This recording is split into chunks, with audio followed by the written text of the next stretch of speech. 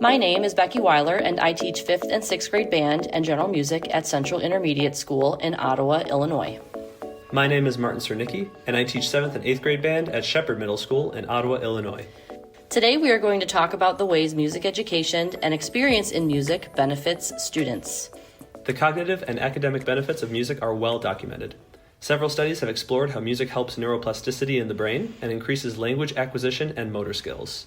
However, music students gain countless other skills from their time in the music classroom outside of these cognitive benefits. We are going to outline some of these benefits here and highlight the ways that we help students develop these skills in our classrooms. Much of our experience is specifically band related, but we hope many other teachers see these reflected in their classrooms as well. And I'm going to go ahead and start. The first one that I think is really important that music reinforces really elegantly and excellently is perseverance and instilling a sense of resilience in students. My experience as a beginning band teacher has really helped me to see this specifically because my students start with no skill on their instrument. I teach them from the very beginning how to open their case. I teach them the basics of music notation and how to make sounds and tone production on their instrument. And so often I am helping students understand that by making mistakes, it is a sign that they are taking chances and learning and developing on their instrument. And I also have learned to take every opportunity possible to celebrate their success, no matter how small it may seem, and to remind them of their growth. We as teachers often have a greater context for students' development and progress than they do because we hear them all the time. They're often really focused on what they're doing in rehearsals and ensemble. So ways that I like to show that they have made this progress is I make recordings and I play recordings for them regularly. We go back and play music that used to be really difficult for them, but now is easy because they've progressed so much on their instruments. And it's really gratifying to see how that helps them to instill that sense of perseverance and grit when they're working on their instrument. And I'm going to jump in and talk about the collaboration and teamwork that I see from the band students on a daily basis. I know that the students work together all the time to solve problems, a lot of times before I can even get there. For example, if I'm turning to, say, the alto saxes, and I'm about to correct them from C to C sharp, and one of the older students that has maybe a bit more experience is already waving me away, saying, "Don't worry, we got it." And that kind of collaboration just builds a really cool environment, a really cool learning environment for the students that I see in a few other places. The other thing, too, is it helps me as a teacher learn to collaborate with the other teachers in the school. I know, especially if you're listening and you're not a music teacher, you might know that your school has a band program that has pull-out lessons. We really appreciate you working with us, and it's a lot of give and take. I have lessons scheduled all the time, and just today I had a teacher message me. It's a special circumstance. Usually Fridays are the day to make up, missing work from lessons, and we don't have school this Friday. And that's, somewhere that I can concede, a lesson or so. It's okay if you miss this lesson so you can make up this test. And then working back and forth with the music educator in your building really helps to make a great collaborative work environment. And then another skill that I think is really well learned by students in music class, and as we said, kind of band in particular from our experience, is organization and time management. As Martin was saying, often our students are leaving class. Sometimes they're the only kid leaving class at that time to come to a pull-out lesson. And so we often help them develop strategies and techniques for remembering when to come to their lesson. I have my students set alarms on their iPads. I know sometimes I will make notes that they keep on their desk.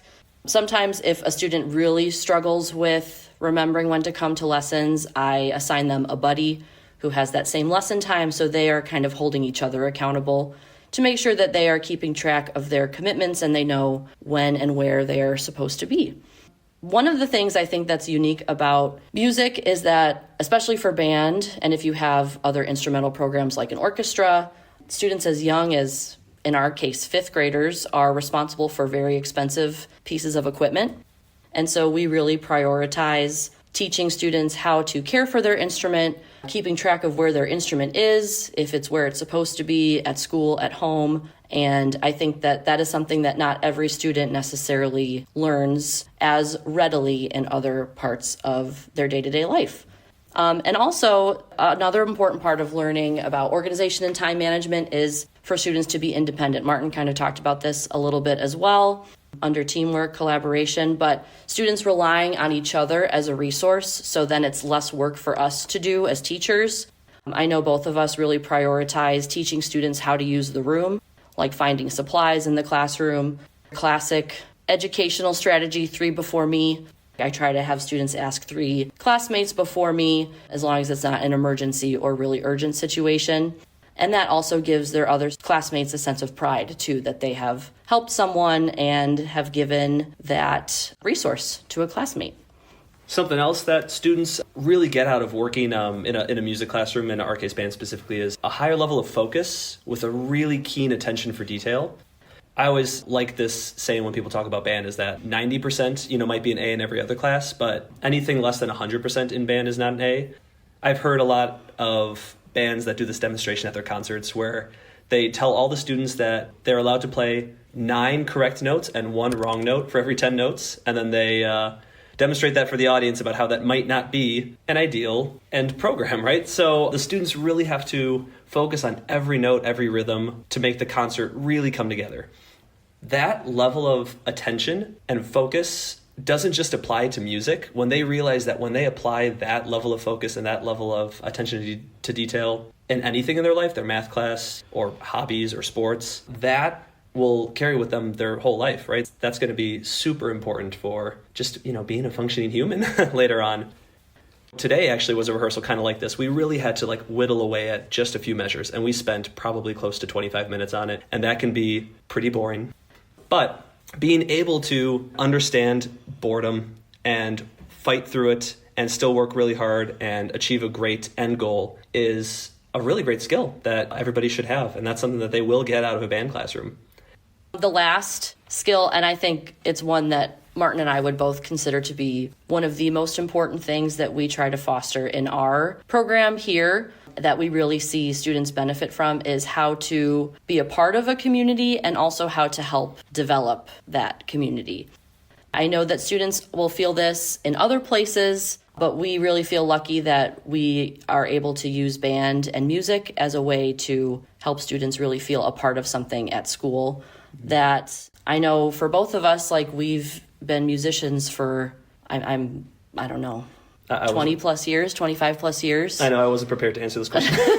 So the fact that we are helping students at the very early part of their musical career be a part of this awesome community, I know we both feel really strongly about that. So ways that we do that, first of all, we acknowledge that we are really lucky that we both teach in the same district. We are a district that has 2 band directors employed, and so we often collaborate to make sure that students are getting the chance to build that community. So one of the ways we do that, I invite older students often to mentor or assist our younger students.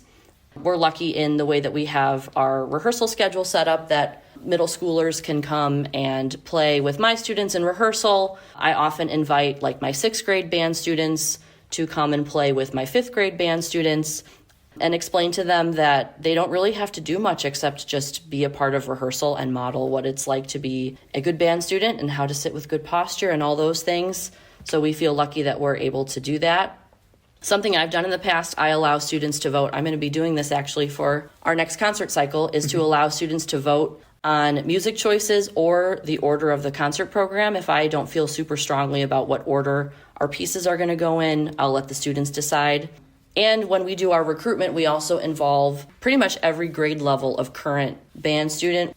We involve them in the process. So my 5th graders and 6th graders, they make a video for the incoming 4th graders to give them info about band. And Martin does a lot with his kids too, if you want to talk about. Oh, yeah, sure. This past year was actually the first year we did it, and it was a big hit. I think we'll be doing it every year. That I had my 7th and 8th graders kind of do an introduction to the 7th and 8th grade band video. And they decided to make it a brain rot edition. So it was all brain rot slang, and it was a blast for the kids. And we saw a huge uptick in retention. I'm sure it was not only because of the brain rot video, but it helped them kind of see what band is going to be like moving forward in their band career.